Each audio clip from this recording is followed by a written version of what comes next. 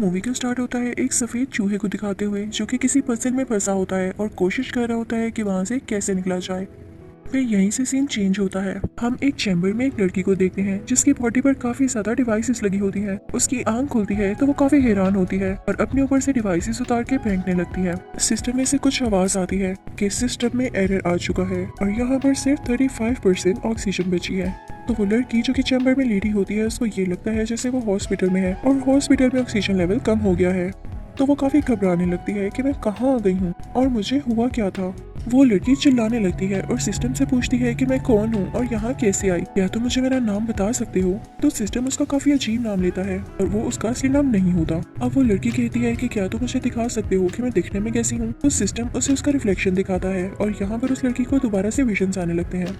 उसे अपने विजन्स में कुछ चूहे दिखाई देते हैं। वो काफी घबरा जाती है क्योंकि उसे समझ नहीं आ रहा होता कि क्या वो हॉस्पिटल में है या किसी और जगह पर कैद है। वो सिस्टम से पूछने लगती है तो सिस्टम कहता है कि नहीं, मैं ऐसा नहीं बता सकता। वो लड़की उससे कहती है कि मुझे बाहर निकालो। तो सिस्टम से आवाज आती है अपना कोड बताएं।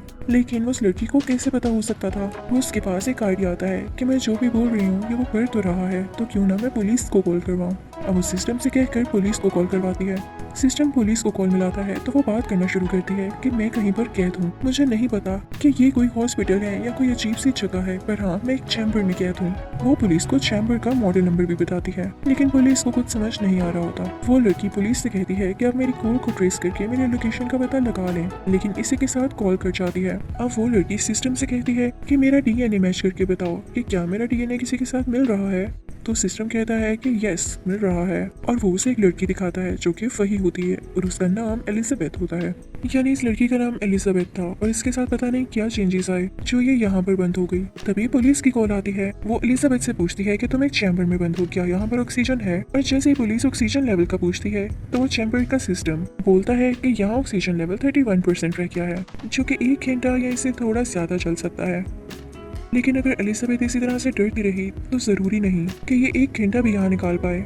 फिर पुलिस एलिजाबेथ से कहती है कि जो कोई चैम्बर का ऑनर है उसका पता लगाओ, हो सकता है चैम्बर के अंदर उसका नाम लिखा हो, लेकिन ऐसा नहीं होता। अब सिस्टम एलिजाबेथ से कहता है कि वैसे भी तुम्हारे पास कम टाइम बचा है क्योंकि इसमें इतनी ऑक्सीजन नहीं रही, तो क्या मैं तुम्हें मार दूं। तो एलिजाबेथ इस चीज से मना करती है और उससे कहती है कि मेरे बारे में और इन्फॉर्मेशन ढूंढो। तो उसे पता चलता है कि वो एक डॉक्टर है और उसने एक एक्सपेरिमेंट किया था। जिस चैम्बर में आज वो बंद है वो भी इसी का ही एक्सपेरिमेंट था और इसने खुद को ही बंद किया था, लेकिन इसे कोई कोड और कोई भी और चीज नहीं आती। तो एलिजाबेथ सिस्टम से कहती है कि मेरा सोशल मीडिया अकाउंट निकालो, जिसमें उसे पिक्चर मिलती है और उसके साथ उसका हस्बैंड खड़ा होता है। वो सिस्टम से कहती है कि मेरे हस्बैंड के नंबर पर कांटेक्ट करने की कोशिश करो। सिस्टम ऐसा ही करता है, लेकिन जैसे ही कॉल कनेक्ट होती है तो आगे से एक लेडी फोन उठाती है। एलिजाबेथ उस लेडी से कहती है कि मेरी बात मेरे हस्बैंड से करवाओ। तो वो लेडी गुस्सा हो जाती है और एलिजाबेथ से कहती है कि दोबारा यहाँ पर तुम्हारी कॉल ना आए। एलिजाबेथ को बहुत गुस्सा आता है और वो टाइम वेस्ट करने की बजाय उस चैम्बर को खोलने की कोशिश करती है, लेकिन वो खुल ही नहीं रहा होता। तो वो अपने नाखून से उस पर स्क्रैच डालती है कि शायद ये खुल जाए, लेकिन इससे क्या फर्क पड़ना था। तभी उसे एक चूहा नजर आता है। वो उससे काफी डर जाती है। वो कहती है कि ये सब टाइम डरने का नहीं है, मैं जानती हूँ ये मेरी इमेजिनेशन है क्योंकि मैं भी डरी हुई हूँ। वो एक इंजेक्शन पकड़ती है और उससे चैम्बर को खोलने की कोशिश करती है, लेकिन कुछ भी नहीं हो रहा होता। तभी उसे पुलिस की कॉल आती है। पुलिसमैन एलिजाबेथ से कहता है कि तुम्हारे साथ तुम्हारी मॉम रहा करती थी। तो एलिजाबेथ कहती है नहीं, मैं अपने हस्बैंड के साथ रहती हूँ। मैंने उनको कॉल भी की है पर वो मेरी कॉल ही नहीं उठा रहे, उनकी जगह कोई लेडी बोल रही है। तो पुलिस वाला कहता है आप गलत सोच रही हैं, ये सब आपकी इमेजिनेशन है। एलिजाबेथ जब दोबारा से अपनी पिक्चर्स देखती है तो अब उनकी पिक्चर्स के साथ उसका हस्बैंड नहीं होता, यानी ये तो वाकई उसकी इमेजिनेशन निकली। तो पुलिसमैन एलिजाबेथ को उसकी मदर का नाम बताता है। तो एलिजाबेथ कहती है नहीं, मेरी मदर का ये नाम नहीं है। और तभी उसे सुनाई देता है कि पुलिसमैन किसी और से भी बात कर रहा है, जैसे उसे कोई फोर्स कर रहा हो एलिजाबेथ को गलत इन्फॉर्मेशन देने के लिए। तभी कॉल कट हो जाती है और उसे किसी और की कॉल आती है, लेकिन एलिजाबेथ वो कॉल ना सुनते हुए सिस्टम से कहती है कि प्लीज पुलिसमैन की कॉल दोबारा चलाना, मुझे सुनना है कि वो किससे बात कर रहा है। तो एलिजाबेथ जब कॉल सुनती है तो उसे यकीन हो जाता है कि कोई वाकई में पुलिसमैन को फोर्स कर रहा है एलिजाबेथ को गलत इन्फॉर्मेशन देने के लिए। हो सकता है कि इन्हीं की वजह से मैं बाहर नहीं आ पा रही। तभी एलिजाबेथ को विजन्स आने लगते हैं जिसमें उसे अपना हस्बैंड दिखाई देता है। अब हम नहीं जानते कि वो इमेजिनेशन में था या असली में। खैर वो काफी बीमार दिख रहा होता है और एलिजाबेथ काफी परेशान होती है। तभी उसे बार बार एक कॉल आती है जो कि उसी लेडी की होती है जिसने पहले कॉल उठाई थी और एलिजाबेथ को कॉल करने से मना किया था। वो एलिजाबेथ से कहती है कि तुम्हारा हस्बैंड मर चुका है। एलिजाबेथ उससे कहती है नहीं तुम झूठ बोल रही हो। तो वो लेडी कहती है नहीं मैं सच बोल रही हूँ, और जिस चैम्बर में तुम हो मुझे उसके बारे में भी पता है, और इसको खोलने के लिए जो कोड चाहिए मैं वो भी जानती हूँ। एलिजाबेथ उससे कहती है प्लीज मुझे वो कोड बताओ। तो वो लेडी उसे कोड बता देती है। एलिजाबेथ फौरन से उस कोड को अप्लाई करने लगती है, लेकिन वो लेडी उससे कहती है रुको रुको, इसको अप्लाई नहीं करना, इससे तुम्हारी जान खतरे में है। तो एलिजाबेथ कहती है मैं तुम पे यकीन क्यों करूं? तो वो लेडी कहती है क्योंकि तुम स्पेस में हो, इस चैम्बर में तुम्हें स्पेस में भेजा गया एक मिशन में, लेकिन ऊपर जाते ही इसका सिस्टम खराब हो गया और तुम्हें हाइबरनेशन मोड पर लगा दिया गया। ये तुम भी नहीं जानती कि तुम कितने अरसे तक सोई रही। तुमने ऑक्सीजन भी बहुत कम यूज की, लेकिन अब जैसा कि तुम जाग गई हो तो तुम ऑक्सीजन भी यूज कर रही हो, तुम्हारा ऑक्सीजन लेवल भी इसलिए कम हो रहा है। अगर तुमने ये चैम्बर खोला तो तुम गुम हो जाओगी। यहाँ पर ग्रेविटी बिल्कुल जीरो है, तुम्हें कोई भी नहीं बचा सकेगा। हाँ अगर तुम चाहती हो तो मैं तुम्हें हाइबरनेशन मोड पर दोबारा से लगा सकती हूँ।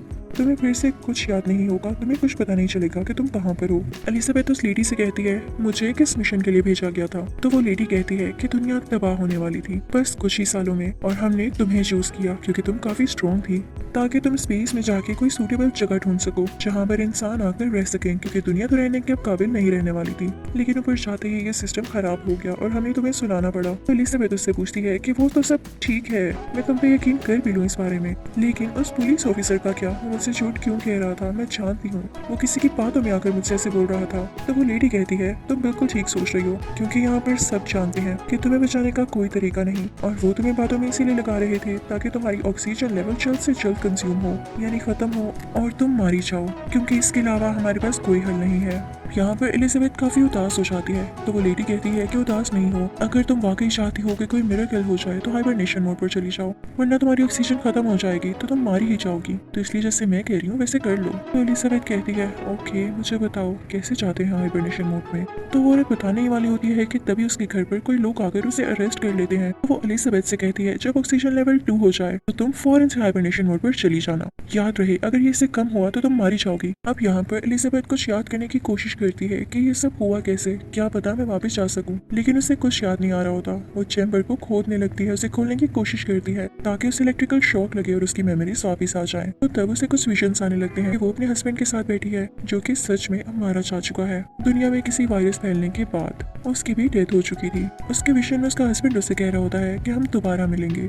तब एलिजाबेथ कहती है कि मैं तो मर ही जाऊंगी, तो क्यों ना इससे पहले मैं अपनी मदर से बात कर लूं। और वो सिस्टम से कहती है कि प्लीज मेरी मामा को कॉल मिला दो, और वो अपनी मदर से जी भर के बातें करती है। उसके बाद वो सिस्टम से कहती है कि क्या मेरा ही एक चैम्बर है और मैं अकेली स्पेस में हूँ। तो सिस्टम कहता है नहीं, तुम्हारे अलावा 10,000 और चैम्बर्स हैं। तो एलिजाबेथ कहती है कि मुझे देख क्यों नहीं रहे। तो सिस्टम कहता है कि शीशे पर एक शील्ड है।